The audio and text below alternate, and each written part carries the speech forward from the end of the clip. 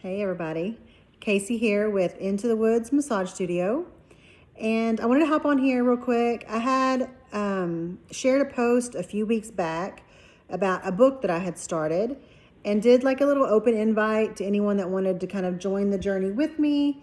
I really miss deep conversation and connection with others. I feel like things have gotten a little strange out there, and everybody is easily offended, or we're wearing our hearts on our sleeve, and that's okay too. I'm one of those. I'm a deep feeler and a deep thinker, but I really miss banter. I miss disagreements, debate, intelligent conversation. And lately it seems like all of my conversations, not all, that's kind of an excessive word, most of my conversations with other women end up being about our looks, getting too old, our men, and menopause.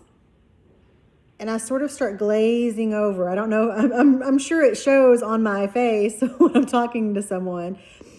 But I just feel like this expansion that I normally carry within myself start to kind of tighten up while I'm in these conversations, because they don't really align and resonate with my personal lifestyle. I am not the poster child of health and beauty. I am a very real person. I struggle just like everybody else.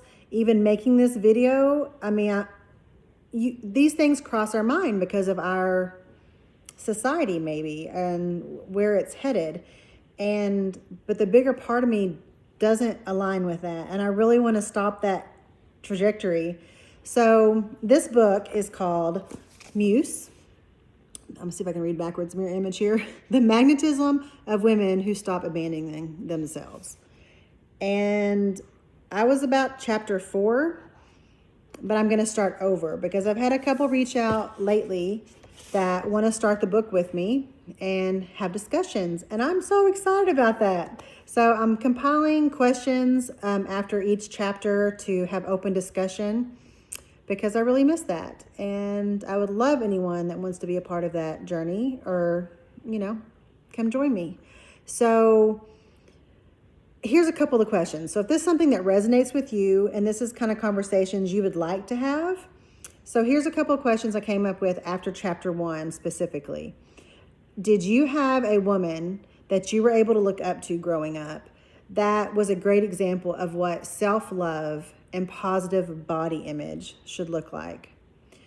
I know me as a parent, even like an aunt, even I talk about my chunky thighs or my chubby cheeks and my skin, and we verbalize that stuff so outwardly and open, it's really sends a sad message to the younger generation. And that's something I really want to be more mindful of.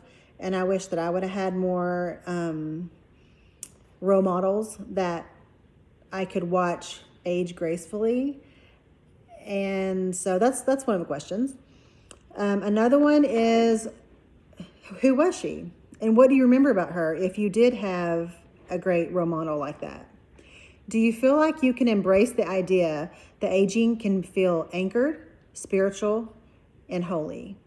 I love that. That question came to me, and I had to meditate on that for a while, because I don't know, there's so much shame and embarrassment and hiding that comes around age for some reason. I don't even know where that comes from, but we tend to find ourselves in that flow. And then when we don't want it, we start backpedaling, but we feel like we're getting, swallowed up by it. So there's another question.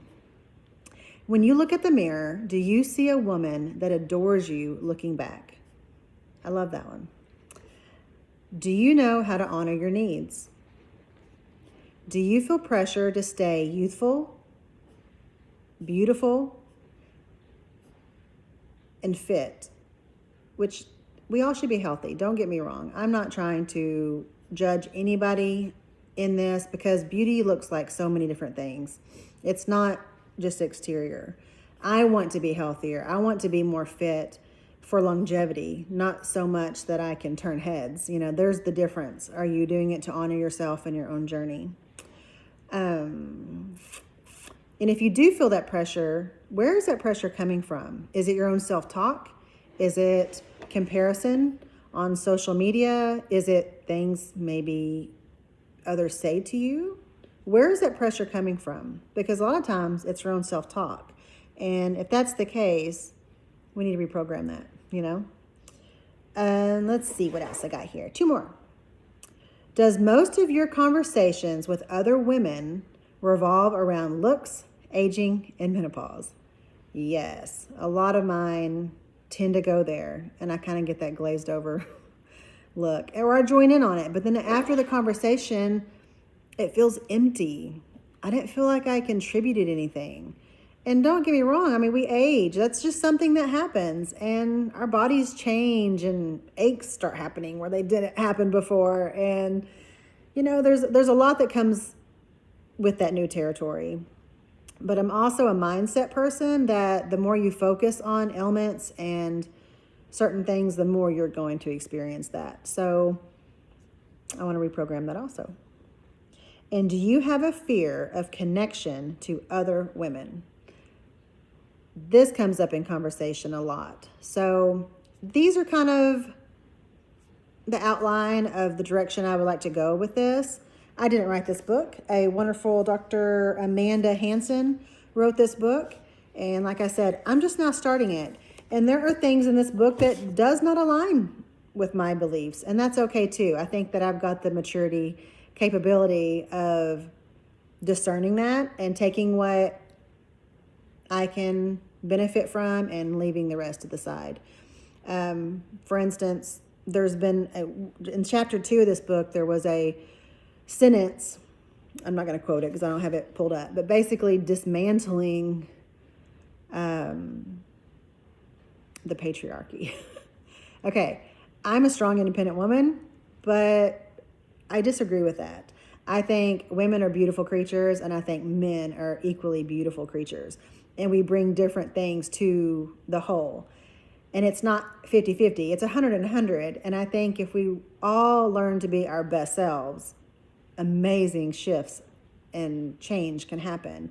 I love a strong man. I am not intimidated by a strong man.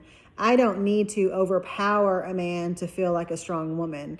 So there's a lot of things that are said in this that I feel like come from a little heavier undernote than I particularly resonate with. But like I said, we're all on a different journey and have different experiences and past. So anyways, if you would like to join this, let me know. You can buy this on Amazon. I'm not getting paid. I don't even know how to do that stuff. I'm not part of that world. So, but it's also on Spotify. I am a little ADD, so I'm doing both. I listen to it and I make notes and I read along. So I need to have all the references around me to function. So yeah, I would love to have a get together after it's all said and done. Like I said, I don't have any definite plan right now of what it's going to look like, but I would love to gather out here, barefoot in the dirt. That's my vibe, out here in the woods, around a campfire, discussion, just to feel free and be around genuine women that love each other and they're not competing and they're not just networking. That's something that has really got me this past couple years when I used to be more in the networking scene. Man, my nervous system got overwhelmed really fast because you get to where you don't know who is in it to be friends or who is just networking. And if that is your motive, this is not going to be your group. I really want a place for people to come, to feel safe, to feel seen, to feel heard, and just to be and to inspire each other. That's how change happens. I'm not selling you anything. I don't need anything from you other than realness. That is what I crave more than anything in my life right now, and I really don't settle for anything else. So I can be a little bit intimidating sometimes just because I'm done in so many areas of my life of playing the game. I just don't have the bandwidth for superficiality. I don't have the bandwidth for people manipulating. That is not the vibe that we're going to carry. So anyways, if you want to be a part of this, let me know.